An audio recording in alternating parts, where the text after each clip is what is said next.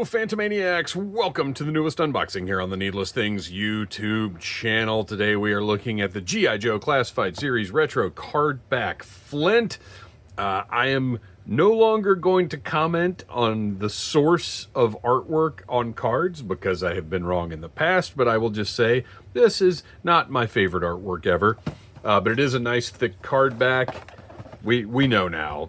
It's got the file card the way it is. It does have the cross sell, which I really appreciate. And I don't know, I just have no desire to display these at all. I only have a desire to open these figures up and check them out. And we will be doing a little comparison to not only the last classified,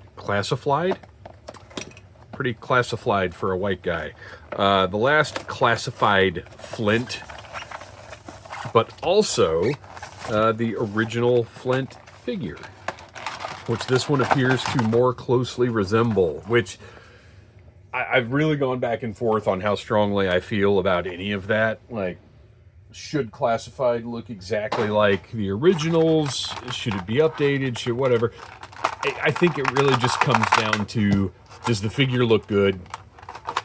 And does it represent what to me personally are the most important aspects of that original character design? And that can mean a lot of different things with a lot of different characters. There's no rule that holds true for every G.I. Joe character. Some characters, their boots are important to me. Some I don't care. Some have an important helmet. Some, it just varies from character to character. So there is no hard and fast rule that I can go by. And everybody has different rules. So that's another issue of, just the challenge of delivering a product that more people like than don't like. Oh, come on, zoom. There we go. All right, so here, we'll go ahead and do the comparison to the other classified Flint, which I liked. It was a well done figure, and if I'm being honest, I didn't feel like I really needed another Flint because he is classified up. Like, that's, wow, what a striking difference. Like, seriously. I go back and watch. I haven't watched it in several years, but if you want to go back and watch my review of this Flint, I've been pretty happy with it. I didn't necessarily feel like it was super important that he get an update, but also Flint, I like Flint. He's great. He's, to an extent, I like all of those original figures within a few degrees of each other. Like, I couldn't rate them. You know what I mean? But I like this served as Flint. I didn't really feel like I needed another. And I will say I really like the green and black on him. Like, he has a good look. But this looks more like, do that, there, and this looks more like that. And if that's important to you, then this figure is more successful. Now, retrospectively, I do kind of agree. Like, the shin guards don't bother me, but boy, do I like this figure without them more. The knee pads never really bothered me. Here, if he had knee pads, I wouldn't think anything of it, but I do like it without the knee pads. I like that he's got the holster that's attached to his belt. That's nice because the thigh holsters definitely got a little old. But this is a great figure, period. It is just a great figure. And it looks like their skin tones are close enough to where if you want to swap, because I really do like this portrait a lot. I might like it more than this one. But the skin tones are not exact, but I think they're close enough that if you wanted to do a head swap, it would look all right.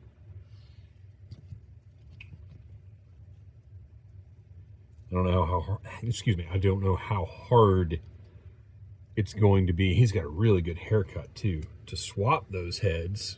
Oh, okay. I couldn't remember if it was difficult. I'm just going to go ahead and give it a shot here. I couldn't remember if it was difficult to get heads off the original classified figures or not. Ooh, okay. So the new one has a smaller ball.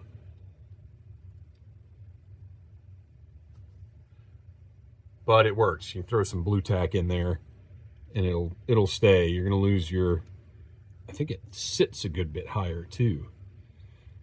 Well, it's just bigger. The new head is bigger. But, I mean, it works. So let's put these back how they were. Well, okay. I think we're done with this one. You get the idea. We'll just set him up here. Get back to that later. Pop this head back on. Yeah, the other head sits considerably lower, but to me, doesn't look crazy bad. And as far as this comparison goes, you can see, so they actually did the epaulets on the shirt, but you just can't really see them.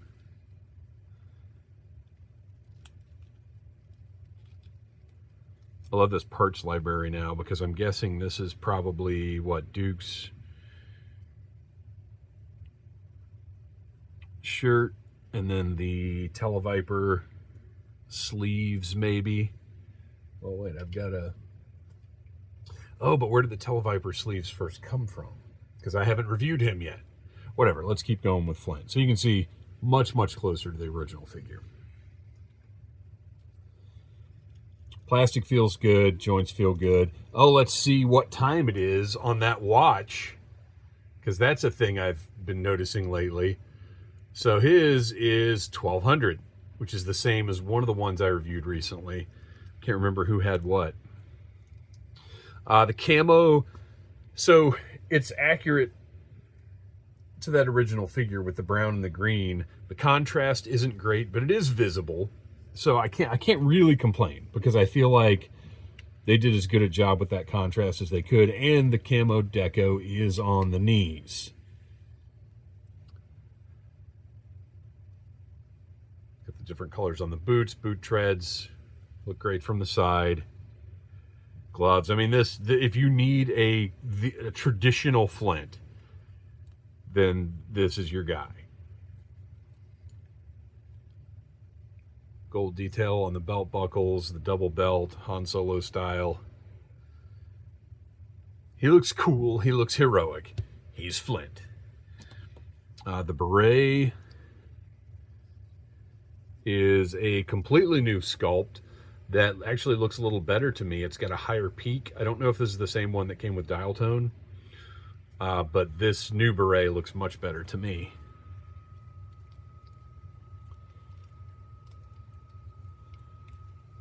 That should be over his eye.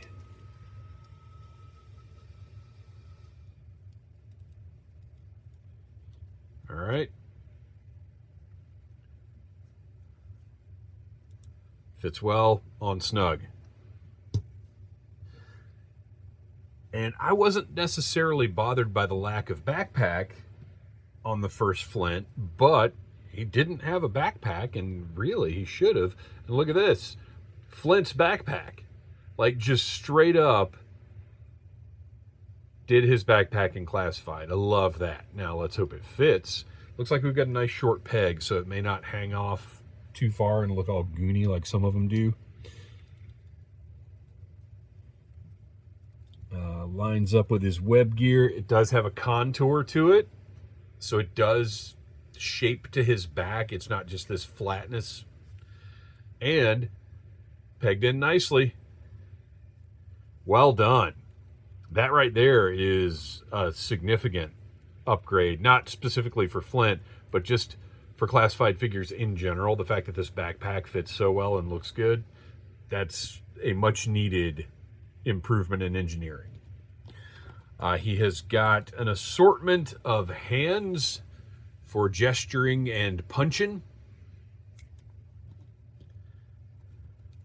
Got a hand blaster. It does have the hole in the front for blast effects. Got a nice little detail right down at the bottom there. Looks good. Goes in the holster. Done. Got a battle stand that I will not be using, but that I do appreciate. And fits on it very nicely.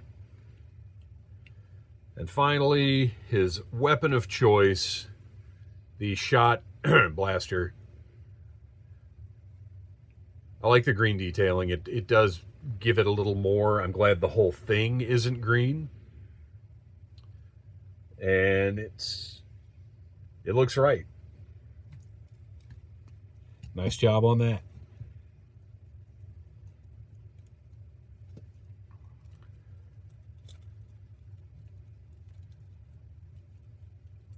All right. Ooh, he's got fingers. Sorry. Stiff little fingers, if you will. He is great. Again, I don't... Whoop. Poor old headless Flint V1 sitting off to the side, discarded like Woody from Toy Story. So, both very good figures. Neither, in my opinion, neither is better than the other, but if you want a more traditional Flint, this retro cardback is your guy, for sure. Get a little closer look at the portraits there. I do think I prefer the old portrait. And not that there's anything wrong with the retro cardback portrait. Oh, his neck's turned all crazy. There we go. That's better. There's nothing wrong with the retro cardback portrait. It's really good. It's got personality. A little bit of a smirk there. But I do like that old portrait. So there you go. Retro cardback Flint. I wouldn't even say an upgrade, just a side grade. And if you need a more traditional look, then there it is. And I'm glad I've got it. I don't know what I'm going to do on the shelves. This one is probably... I don't know. I'm not sure. I'm at an interesting crossroads with Classified, where do I want... I mean, it's a different G.I. Joe line, so shouldn't it be different? I don't know. We'll talk about it on an Audible Interlude. Thanks for watching. Please like, subscribe, share, tell your friends about Needless Things. And until next time, yo, Joe. Hey, real quick, this is a dumb thing, and it's me being nitpicky, and I probably should have just set it on Audible Interlude instead of adding to the video here when the video is already done. Can we please get a left pointing hand? Because in general, unless I see art to the contrary, most of my Joes are right-handed. And I don't mind some southpaws being in there, but I want him posed, holding his piece, pointing. And we only have a right-hand pointer. We need a left. Because that's the pose that I wanted to get, and I can't do it, and it's frustrated me before. Because I like the idea of gesturing with your non main hand, whatever, and holding. You know, obviously these are soldiers. They need to be able to hold their equipment while gesturing. So we need a left pointer. Let's make that happen. Smash that like button if you like Needless Things.